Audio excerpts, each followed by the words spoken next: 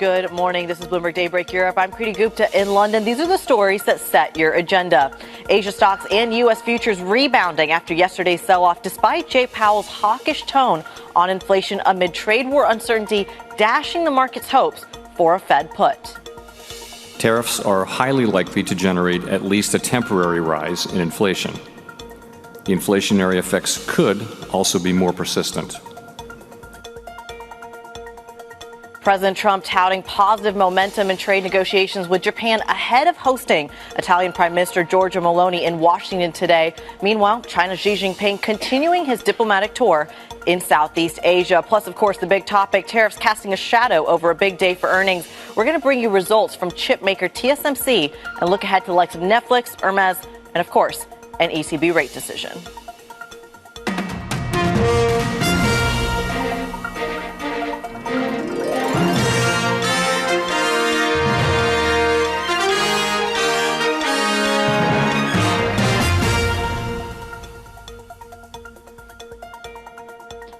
Let's get a quick check on these markets here, because when we do see this massive move in the futures picture, check a look at this. A rebound from yesterday's session. Pain on both sides of the Atlantic, both sides of the Pacific as well. This morning, you're not seeing that in the U.S. story or in the Asia story. We'll get to the Asia story in just a moment. But for Europe, setting ourselves up for a poor session, down about 0.3% when we're looking at the futures picture. Some underperformance in the FTSE 100. But I think the cross-asset picture may just be a little bit more interesting. Remember, we're going into a long weekend on both sides of the Atlantic. So perhaps cashing out is going to be a big part of this story. So let's take a look at that cross-asset picture here, because the currency story matters. Remember this dollar deleveraging conversation that we're continuing to have? We'll take a look at what's doing to euro dollar and the pound. 113 on the euro dollar, cable at a 132 handle, still holding at some very strong levels. And though maybe we're seeing a little bit of weakness today, this really solidifies the idea that the dollar is turning into a little bit of a risk asset this morning, following the tune of what we're seeing in the U.S. 10-year, 429 on that 10-year yield, higher by about 2 basis points. But take a look at gold as well. Flat at the moment, hitting another record yesterday, 33.42. We got to 33.50 yesterday, and still not that much momentum coming out of the gold story. Let's take a look at where that leaves Asia in terms of the kind of major markets that are trading right now. Green on the screen. But remember, the context is important, because not necessarily positivity that's driving the Asian session. It really has to do a lot with rebounding the massive hits it took in yesterday's tariff news and the chip story that came out with the likes of NVIDIA, the H20 chip, and the kind of broader implications for the Asian supply chain. This morning, seeing some optimism and also seeing, by the way, again, some strength in the dollar. Remember, I said the dollar is serving as a risk asset. You can see that very clearly against the Japanese yen. Some strength there for the green rack, 142.63. Some strength there for the dollar as well against the Chinese yuan. So lots going on in these markets, but let's go to the main story that I think really shaked yesterday's session. The Fed chair is dashing hopes of an early rate cut in response to President Trump's tariffs, signaling a wait-and-see approach on the impact. Asian stocks and U.S. futures rebounding, as I said, today, after Jay Powell warned that the tensions could undermine the central bank's employment and inflation goals. Tariffs are highly likely to generate at least a temporary rise in inflation. The inflationary effects could also be more persistent. Avoiding that outcome will depend on the size of the effects, on how long it takes for them to pass through fully to prices, and ultimately on keeping longer-term inflation expectations well anchored. Our obligation is to keep longer-term inflation expectations well anchored.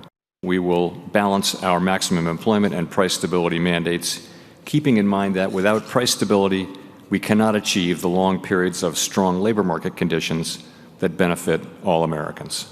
We may find ourselves in the challenging scenario in which our dual mandate goals are in tension. If that were to occur, we would consider how far the economy is from each goal and the potentially different time horizons over which those respective gaps would be anticipated to close. Lots of commentary coming out from Chair Powell. Bloomberg's Valerie Teitel joins me now to walk me through it. All right, so he said a lot, Val. He talked about inflation, he talked about growth, he talked about recession. Ultimately didn't give the markets anything they wanted. Yeah, anyone hoping for some dovish shift in language after last week's rout didn't really get it with this speech from Powell last night. There was a big hint in there that price stability mandate, their inflation mandate reigns supreme over full employment, when he said that without price stability, we cannot achieve the long periods of strong labor market conditions conditions. They said they might find themselves in a scenario where their mandates are in tension. And in that scenario, Critty, they're going to heed whatever mandate is missing its target by the most. But there are a lot of small hints in here that inflation does reign supreme over employment in his mind. He also said that the tariffs were larger than expected, even in their upside case. And he did repeat that any one-time price increase level, they need to make sure that that doesn't become an ongoing inflation problem. Maybe a hint there that he's more worried about this short-term inflation boost, as he said that those tariffs were larger than expected, even in their upside case. He was asked about last week's market rout. He didn't really seem very bothered by it, Critty. He said the markets were orderly. They were volatile, but they were orderly and functioning properly. He mentioned that the fund deleveraging was a part of that volatility, but he gave no indication that he was in some way concerned about the Treasury rout last week. I mean, the fact that Chair Powell isn't coming to this market's rescue is fascinating, but I would argue that maybe the sell-off wasn't as dire as maybe I was expecting. Look, he definitely during his comments, there was a few market reactions. The main one was just equity markets headed lower. The S&P 500 closed basically near the lows and was jolted further down by Powell's comments. The dollar was steady. There was some weakness in the Treasury market, Critty, and I think a lot of that was back to this fact that there was no mention of any possible changes to the bank capital rules. We've been watching for any comments about possible SLR reform, something that was reportedly discussed by the Treasury Department this week. There are other things that were on fire, one of which I know you just mentioned was gold. Gold hitting a new record high, closed up yesterday over 3%. It's now up over 5% on the week and up 25% year to date, Critty. It seems like whatever's going on here, gold seems to be the haven of choice. Absolutely. It's fascinating here, especially as we see maybe a little less volatility in the bond market. Gold seems to be catching that bid. Bloomberg's Valerie Teitel walking us through this crucial market implications coming off of what Chair Powell had to say. But ultimately, Chair Powell is reacting to the other big man in Washington, that, of course, President Donald Trump, saying negotiators made, quote, big progress in a meeting with Japanese officials seeking a deal to avoid higher levies. Let's bring in Bloomberg News' desk editor, Jill Desis, who, of course, monitors the APAC region for us. Jill, walk us through, let's kick it off with the Japanese kind of trade relationship here. Walk us through how likely we actually get some sort of concrete result from these negotiations. Well, I can tell you, Critty, that I'm sure the rest of the world is really very closely monitoring these talks between the U.S. and the Japanese. I mean, this is, maybe something that could turn into kind of a template for what other trade deals may look like. We've certainly seen Donald Trump, actually attended some of these talks on Wednesday with the Japanese delegation there. You had Scott Bessent say that, holding up the Japan as, sort of this example of the reason why we're actually talking to them is because they had reached out early.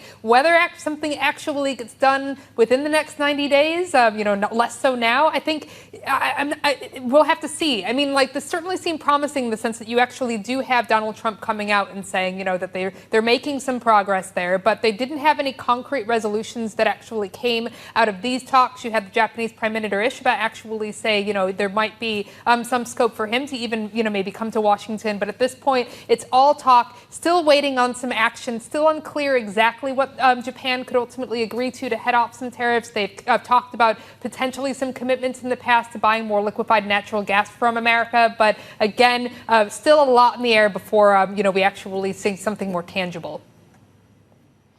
In the meantime, Japan may be making some progress with the States. China, absolutely not, going in the opposite direction, courting some of the other folks in Asia that are facing maybe the Trump tantrum, if you will. Walk us through the latest on China. Yeah, so our reporting is showing that China is actually somewhat receptive to having talks with the United States, but of course that there's many contingencies that come across with that. The key theme really being that China thinks that it needs more respect from the United States. If there were to be some kind of developing talks there, of course that comes against though the backdrop of these two countries certainly raising tariffs on each other. We got to the point last week where after we saw those U.S. U.S. tariffs reach 125%, 145% in total. You had China's Ministry of Foreign Affairs actually coming out and just saying, potentially the Commerce Ministry there coming out and saying, we're not even going to respond anymore if the tariffs go even higher. There's not really a point. So you do still see a whole lot of daylight between the United States and China on some of these issues, but it does seem like, Trump has said, the ball is in China's court, but the thinking on the China side certainly is that they need to see some, sort of shift in tone from the United States if they're actually going to move forward. So it doesn't really seem like we're making a ton of progress right there right now. Ironic, because that's the exact kind of narrative that Donald Trump has talked about with some of his kind of partners on the political phase as well. Jill, I'm going to ask you the $1 million question. You may or may not have the answer to it. What does the U.S. want? What is it hoping to get at the end of the day? What a great question. I think that at this point, there's still a whole lot of uncertainty over that. I think what is worth pointing out, though, is that, some of our reporting shows that what the United States is looking for when it comes to negotiating some of these trade deals, particularly with its key allies, is some kind of a united front against China. There's some consideration there that as they move forward with some of these trade negotiations, that maybe, the response for potentially lowering tariff rates is if they can convince some of those key U.S. trading partners to, put more punitive measures on China, potentially secondary tariffs, something like that, that it contains, some kind of a push to sort of limit in scope what China is able to accomplish when it comes to manufacturing and advanced technologies in particular. This is something of an evolution from what we've seen out of the United States over the past several years, including under the Biden administration, was that you did see Washington kind of put the pressure on some of its key allies in Europe, in Asia, elsewhere, trying to prevent some of those key companies, particularly when it came to semiconductors and advanced technology, from providing technologies to China. That does seem to be at least part of the administration's thinking when it comes to sort of, hashing out the scope of these latest trade negotiations. But again, I think there's a lot that needs to be done there. We still haven't seen any real big concrete trade deal kind of come out of these ongoing negotiations as countries try to avoid these reciprocal tariffs. Whether that ultimately leads in a more united front against China, particularly, again, when you're seeing people, Xi Jinping himself traveling to Southeast Asia just this week, trying to make some inroads with some nations there. I think, all of this kind of remains to be seen. New friendships across the board. Bloomberg Daybreak is walking us through what the future of the U.S. and several of its relationships with Asia actually look like. We thank you so much. We'll talk about what's coming up on the day ahead because, of course, investors are poised to maybe sell off a little bit or at least take a tone of caution ahead of a long weekend that does not exempt it from the earnings story. Hermes earnings coming in at less than 60 minutes time at the top of the hour, 7 a.m. Remember, it has recently, because of the LVMH sell-off, now become the largest luxury company in the world. Is it immune? Is the Birkin immune from that China and arguably slowing U.S. consumer story? At the same time, we're going to get the ECB rate decision at about 1:15 p.m. UK time. Now, this one's important because in the last 24 hours, we've heard from Chair Powell. We've also heard from Canada talking about multiple risk scenarios. Does the ECB ultimately cut? The consensus is that it will. Is that something that's priced into Eurodollar, given it's at 113 right now, despite all these cuts baked into some of that swaps pricing? That decision coming in at 1:15 p.m. UK time as well. And then we're going to get some commentary at 3 p.m. UK time out of the IMF. Kristalina Georgieva, the managing director for the IMF, is going to be speaking.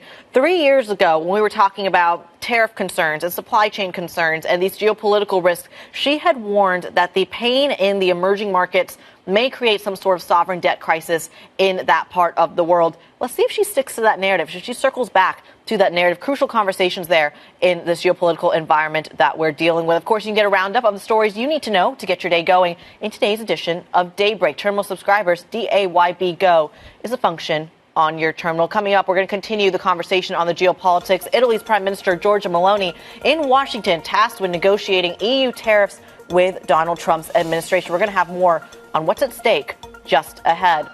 Plus, more on the tariffs outlook and what this means for these markets.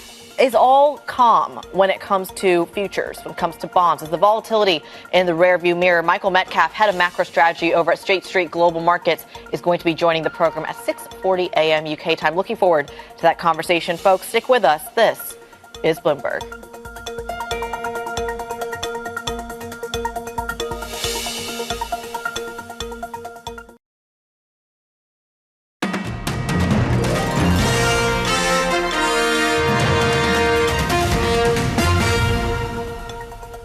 Welcome back to Bloomberg Daybreak Europe. Italy's prime minister set to meet with U.S. President Donald Trump at the White House later today. It's a balancing act for Giorgia Meloni, who has an ideological affinity with the president, but also tasked with negotiating tariff relief in coordination with the European Union. Let's get a little bit more from Bloomberg's Alessandra Migliaccio joining us from Rome. Alessandra, does this meeting set up Giorgia Meloni as the voice of Europe when it comes to negotiations with D.C.?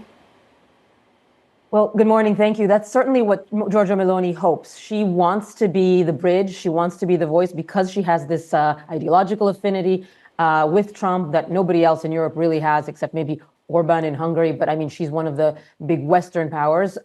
So that's what she's trying to do. Of course, the problem is Trump is very unpredictable. So she's going to ask for certain things. She's going to try to get a zero tariff regime between Europe and the U.S. She's going to try to get some guarantees on defense. But we know Trump is very unpredictable. We know he doesn't really want to, he has his ideas on tariffs. He thinks Europe is scamming the U.S. So I think some of these things are going to be hard to achieve. But she's going to anyway try to position herself in such a way that whatever happens, whatever they come up with, it shows that she has a different and a better relationship with Trump. Let's put it that way. A better relationship with Trump. What's at stake domestically for her? Does she have the same support domestically that maybe she's seeking abroad?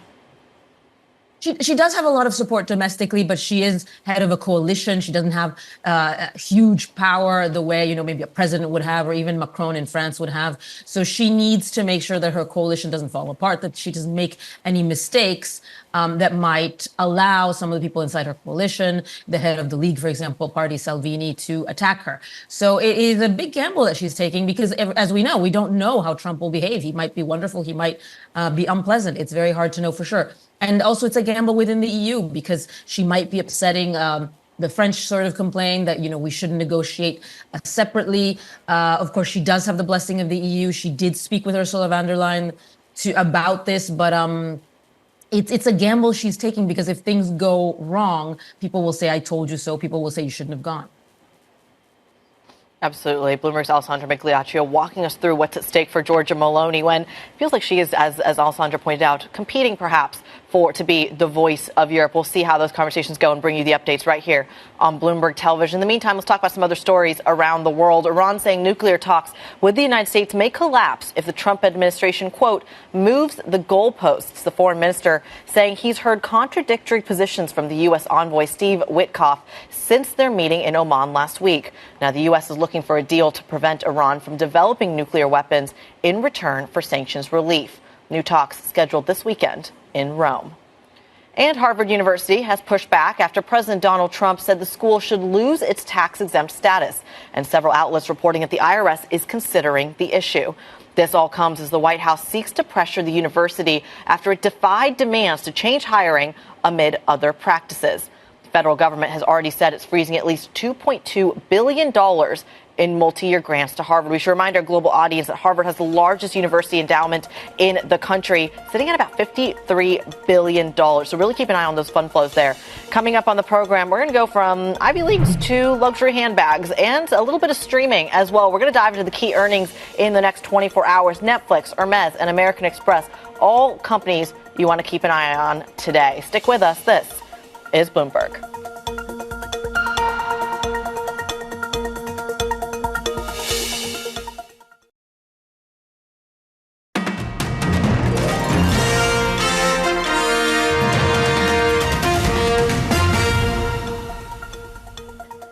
Welcome back to Bloomberg Daybreak Europe. I'm Kriti Gupta. We have a busy earnings day ahead with firms across luxury, finance, and, of course, media reporting as well. Bloomberg's Charlie Wells is here with what to watch. Charlie. Kriti, a busy day indeed, and we're going to have a lot of questions from analysts about how firms are positioned to weather economic turbulence, whether that is a downturn or a recession. There's going to be a lot of bad answers here, but actually I'm going to profile some companies that actually may have some good answers on some of that recessionary resilience. And if we're talking about this category, I've really got to focus on luxury and Hermes in particular. They had a great week. They overtook the market cap of LVMH. And if you can see, year to date, they are outperforming outperforming a lot of peers in their sector, up almost 2%. And this is a chart that was really striking this week that I just cannot unsee. And this is Hermes overtaking the market cap of LVMH. Why did this happen? A lot of this has to do with the exclusivity, this control over supply that Hermes has managed to keep over a lot of its larger luxury peers that have something of a conglomerate discount down that chain. So that is Hermes. They are looking like they could be strong in this kind of recessionary resilience position. How are you going to pay for that Birkin handbag made by Hermes? I'm thinking about Amex. You might be using that platinum card to spend on some of these more expensive items. And this is a firm that is reporting at noon UK time. Why is Amex well positioned in a potential downturn? Well, one thing is that prime consumer that they've got. If we look at some of these numbers here, these are the latest late payment figures from major card companies in the U.S. And you can see Amex is down very low relative to a number of its peers. So they've got that prime consumer. But they have something else. It's not just the consumer, it's also the business model. So what analysts really like about Amex is that subscription style fee. The fact that its consumers can pay up to thousands of dollars just for the joy, just for the pleasure of using that card. And that could be beneficial in a potential downturn because even if card volumes start to decline, Amex is still getting those significant fees. So that is something that analysts like and that executives are very likely on that call to profile later today. Now, I said subscription, and I think that probably made a lot of people think about Netflix. Turns out Netflix also reporting today after the bell in the United States. We got to take a look at how Netflix has been performing relative to the NASDAQ, certainly outperforming Netflix up over 7%, NASDAQ down some 13%. Why the disparity here? Well, Netflix is well positioned for a downturn. They've got that global reach. They've also got that significant, subscription model here where they have not just the high tiers, but also low tiers that consumers can trade down to, and not just within Netflix, but within the realm of entertainment. So in the world where we enter a recession, where we enter maybe even just a downturn, when consumers are starting to turn away from more expensive recreation, from concerts, etc., what we do know is that they tend to Netflix and chill. So that is some recessionary resilience here that we're likely to see across the earnings day today. Charlie, brilliant as always. I got to say, I've never actually bought a Birkin, but I wonder if they accept Amex. We'll have to find out. We'll send you on assignment to do a little investigative work for us. Charlie Wells there walking us through some of the earnings to keep in mind. We thank you so much. Let's go to some of the other stories in the corporate space making news, of course. Bloomberg has learned that 2 Renault executives will step down from Nissan's board of directors. Sources saying Renault's chairman Jean-Dominique Senard and other representatives will leave their post. This all comes after earlier opposing Nissan's plan to combine with Honda. And, of course, the car company has seen a broad leadership shakeup after its failed attempt to merge with Honda in February. Sticking with the car space, Ford preparing to raise prices on cars starting next month. That is if President Donald Trump doesn't deliver on tariff relief for several of these automakers. Now, a memo to dealers say that the increase will affect Ford vehicles built in May, arriving in U.S. showrooms from late June. It's the clearest sign yet the automakers are likely to pass on at least some of the higher costs brought on by Donald Trump's 25% tariffs on imported cars. We'll, of course, have to see whether or not the American consumers can actually take on those price increases. You're not just seeing it in the car and the auto space as well. You are, of course, seeing it in other spaces where you may actually see more green on the screen. One of them in the AI space, the technology space. Coming up, we're going to dive into that very story. One of Europe's leading cloud computing service providers reporting their first half earnings. OVH Group's CEO is going to be speaking to us exclusively next. We're going to talk to him a little bit about where the AI kind of momentum has gone or has potential to increase. That conversation next. This is Bloomberg.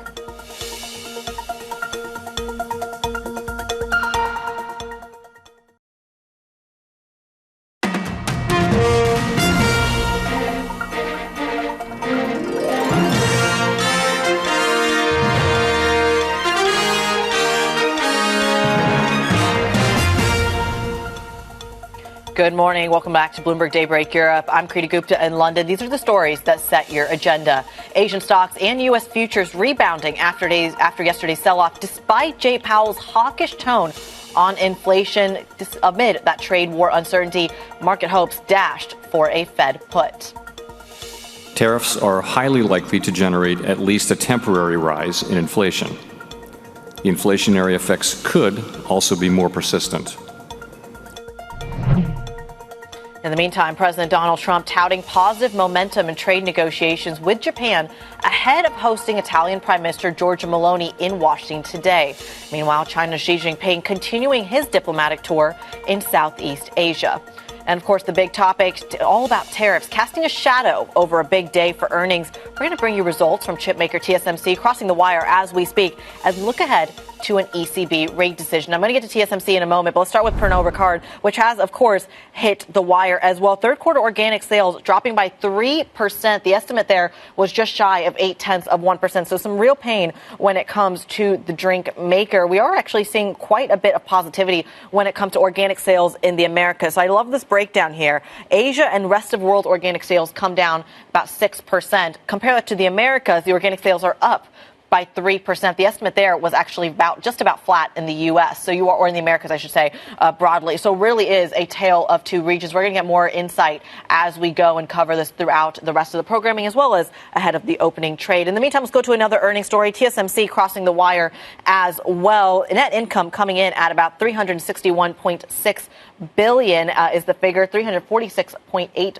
billion is the estimates there. So coming in actually higher than estimates, and that's going to be very interesting in the context of some of the news we've gotten out of NVIDIA and ASML in the last couple of days. I want to say last 48 hours. It's been quite a bit for the chip making space. Let's go there next. Of course, with this coming off their first quarter earnings, I want to go straight to a guest and get some instant analysis here. Matt Bloxham from Bloomberg Intelligence joins me around the table. Before we get into the nitty gritty of the numbers, because I'm sure you're also just possibly processing and digesting, as we all are, for our global audience, can you just connect the dots of how you interpret TSMC, NVIDIA, and ASML? What is that relationship between the three in the numbers? Three different parts of the supply chain. So at the very kind of bottom of it, you've got ASML, which creates the manufacturing capability for TSMC to make the cheap chips to sell to NVIDIA and Apple. So I think what you're seeing with ASML, with that softer order book, is that potentially some of their big customers like TSMC are just being a bit more guarded about how they bring new capacity on stream, because they're anticipating that an economic slowdown is going to curb demand for people like NVIDIA and Apple, because there's going to be weakness in the consumer and the business market. So a cascade there at different parts of the supply chain.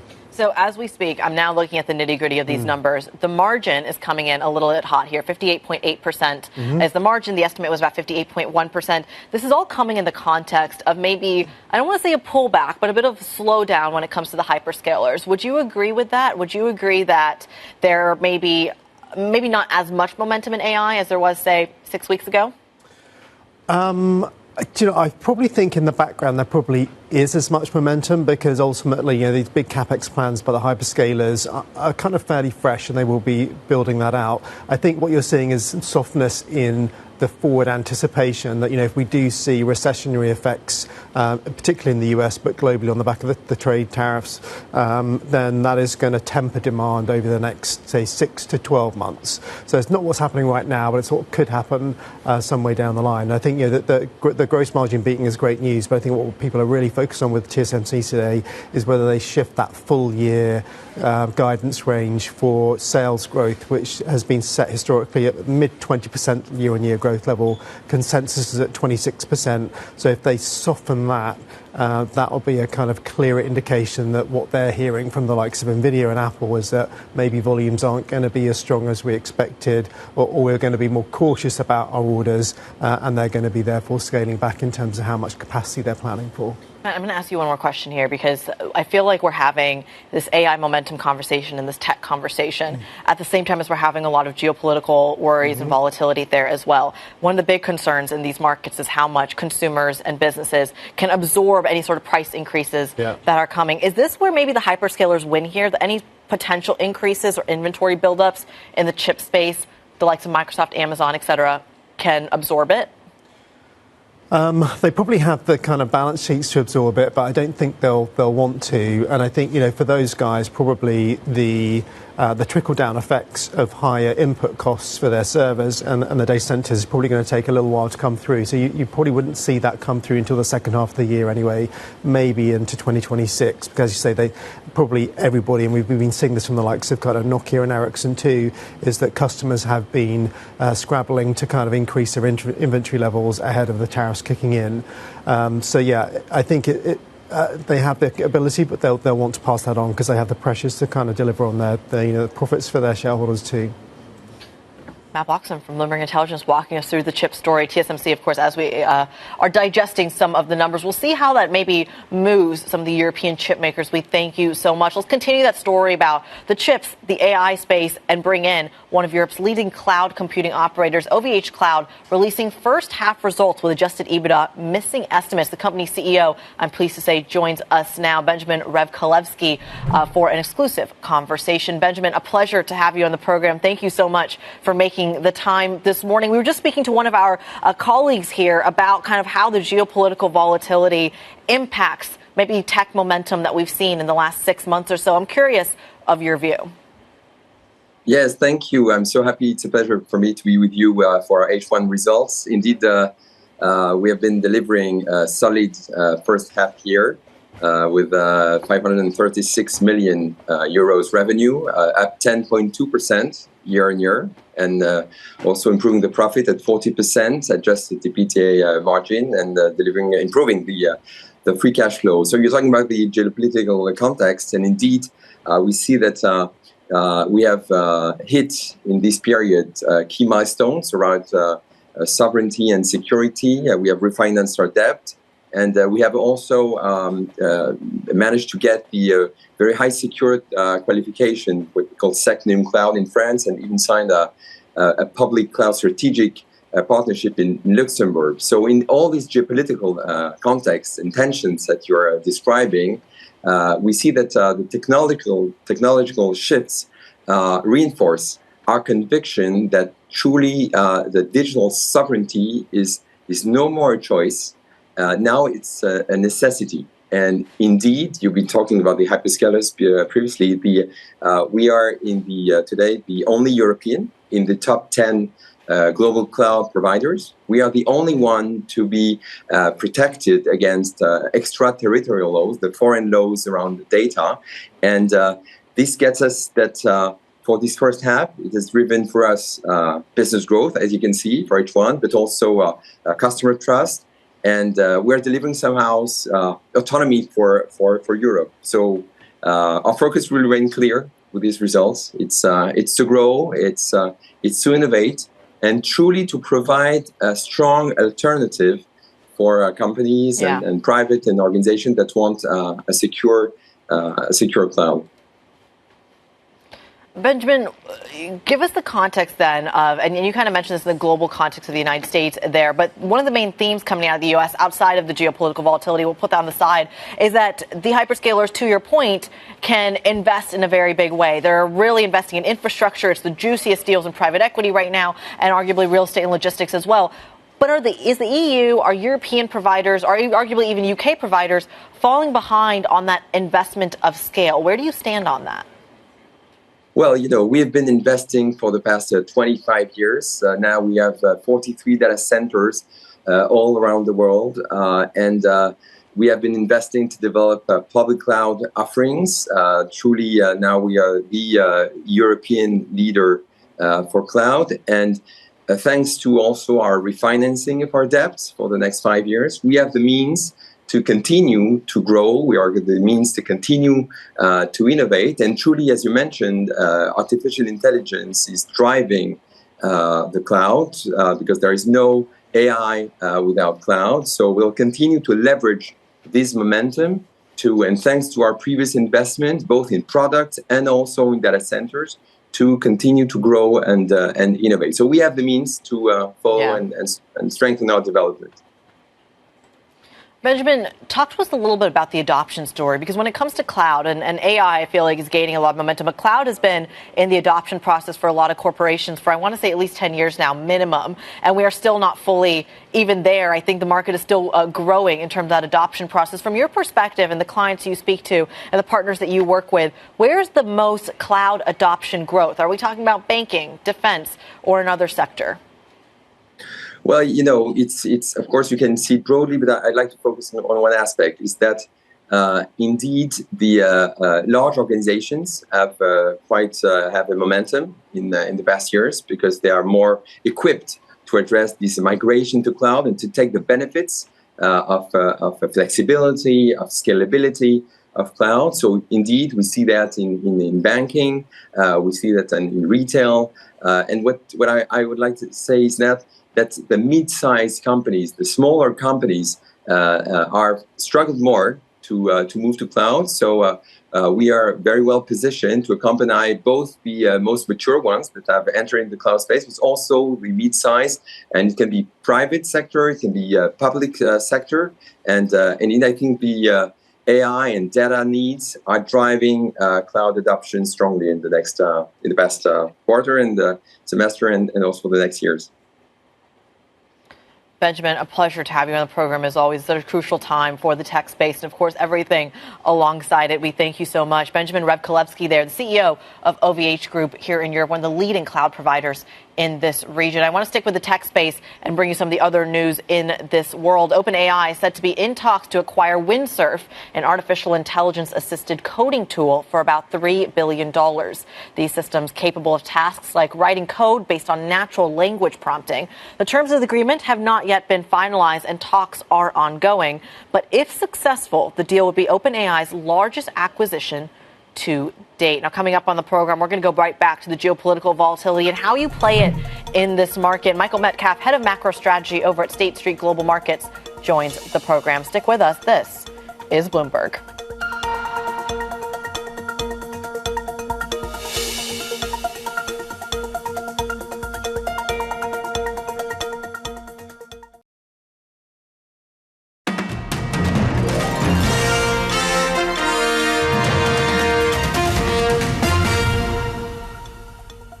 Now, amid all of the potential twists and turns that we may get in the next 24 hours, the ECB may not be one of them. Set to cut rates for the 7th time today as President Trump's tariffs weigh on the euro area's outlook. Bloomberg's Lizzie Burden on assignment from Frankfurt and joins us now this morning. Lizzie, walk us through the effect that Donald Trump may have on the ECB's decision-making later today.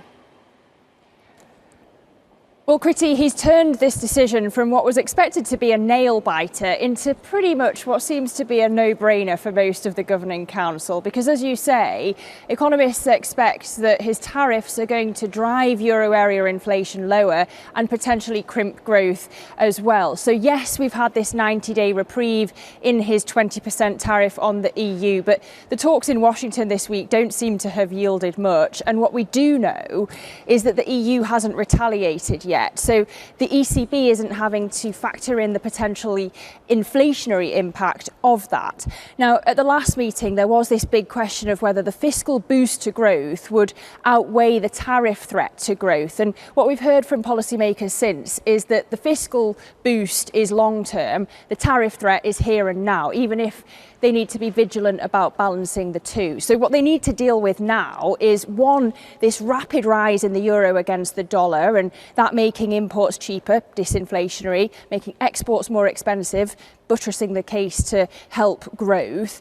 You've got cheaper oil prices because of expectations of weaker demand, and you've got the idea that China is going to flood Europe with cheaper goods in order to circumvent its own tariffs, the 145% tariffs from Donald Trump there, all of which point to a quarter-point cut today, especially when the backdrop is that inflation in the euro area has been moderating. So it puts the expectation that there'll be a cut today and the focus again on the path ahead. We look to the commentary for clues as to what is coming. it doesn't seem like they're in any way going to drop the language about it being meeting by meeting or data dependent. Our economists don't reckon that they'll drop this language about policy having become meaningfully less restrictive, because that would send a hawkish signal. But I have to say, there is a lot of pressure on President Christine Lagarde today to calm these markets, given we haven't got a Bank of England decision this month, we haven't got a Fed decision this month. And it sounds like, as you've been discussing, Jay Powell isn't going to be putting up that Fed put. Absolutely. Lizzie Burden in Frankfurt bringing us the latest out of the ECB's thinking. We thank you so much. We'll have full coverage of the ECB decision, that coming at 1:15 p.m. London time today, followed by 30 minutes later by Christine Lagarde's news conference as well. The commentary arguably more important than the decision itself, as Lizzie was just mentioning. Let's go back to the core of perhaps the volatility here, and that, of course, is President Donald Trump's thinking, saying negotiators made, quote, big progress in a meeting with Japanese officials seeking a deal to avoid higher levies, also looking to still target China. Meanwhile, China looking to maybe partner with other kind of folks in East Asia. There's a lot to digest here. So how do you do it? You bring in Michael Metcalfe to give you all the answers, head of macro strategy over at State Street Global Markets, joining the program. Michael, I want to rewind here and go back to what Lizzie was talking about when it comes to this ECB. Christine Lagarde and her peers have the same problem that every central banker in the world has right now, which is that Chair Powell doesn't seem to be hiking or cutting rates at all. He doesn't really seem to be having the Fed put as the markets are perhaps wanting him to. And yet, growth concerns in the rest of the world.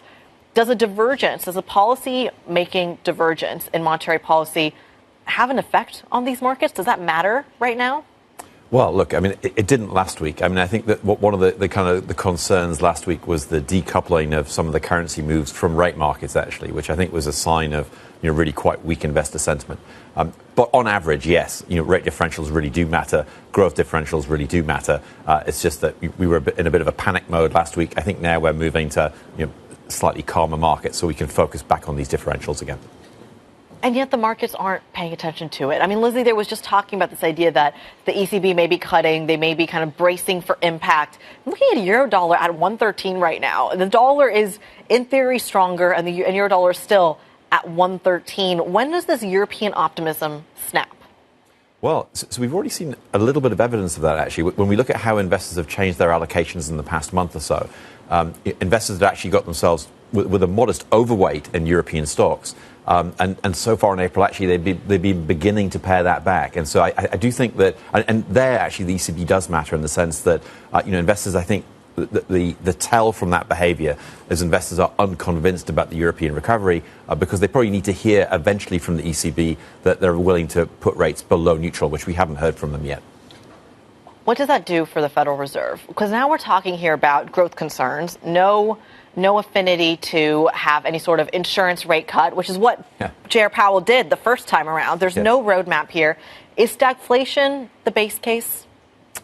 I don't know whether it's quite the base case yet. The probability of stagflation is definitely rising. Q1 GDP we know has been very soft. Actually, so far we haven't seen much inflationary impact from the tariffs, but it seems likely, given the level of tariffs, that we will get an upward hit to inflation. The challenge for the Fed, of course, though, is that they've been burnt by transitory quite recently.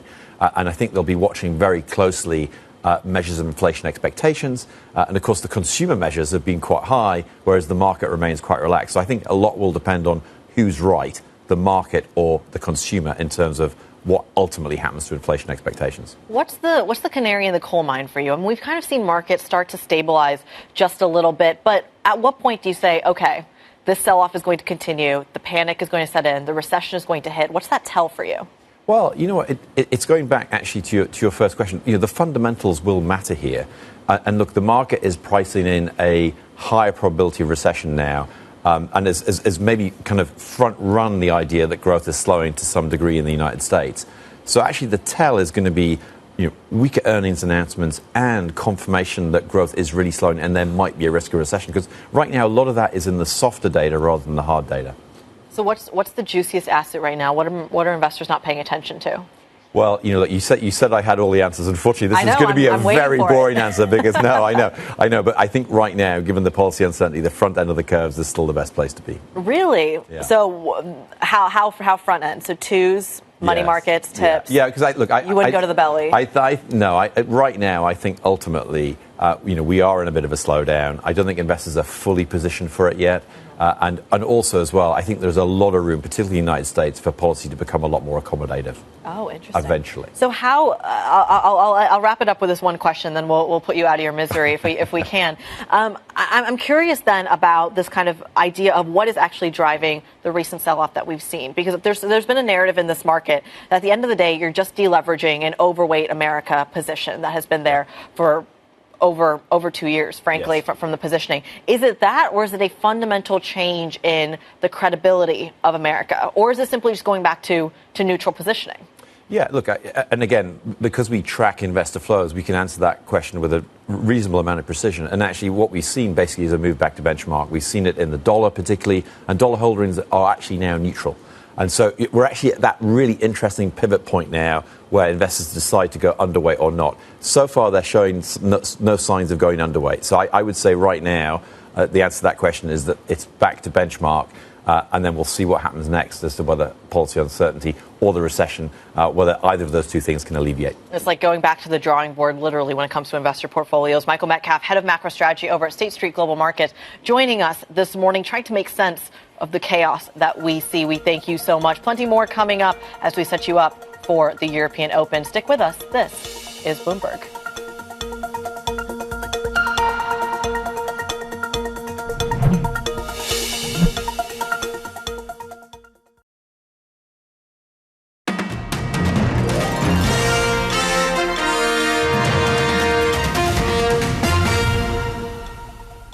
Welcome back to Bloomberg Daybreak Europe. I'm Groupe in London. Look, we've had a week of volatility, several weeks of volatility, the stock market, the bond market, but gold just keeps rising and rising and rising. I decided to zoom out on this chart a little bit to look at the precious metal because it did, of course, continues to hit a record after record. And yet, when you look at this kind of move on a 5-year basis, you can see that it's been stagnant for quite some time. So this gigantic move here, this exponential move here that you are seeing begs the question of what has to snap. And that's why I want to bring you this other chart from my colleague David Inglis over in Hong Kong, talking to us a little bit about the gold-silver ratio, because you are starting to see a little bit of a divergence. In fact, that ratio hitting an extreme, a 2 standard deviation extreme, which is what this shows on the far left side of this chart. It's crucial here, though, that we talk about the fact that if gold were to snap, for example, if this gigantic move upwards were to come down, what are the ripple effects? And this ratio suggests that some of the fund flow coming out of one precious metal may go to another precious metal, and that is why this ratio is so important. If gold is no longer the hedge, could silver come in and step into the fray? That's going to be a crucial position. But then again, you got to focus in on the China of it all. That conversation more on the opening trade, plus, of course, a conversation with former Italian Prime Minister Matteo Renzi. Stick with us. This is Bloomberg.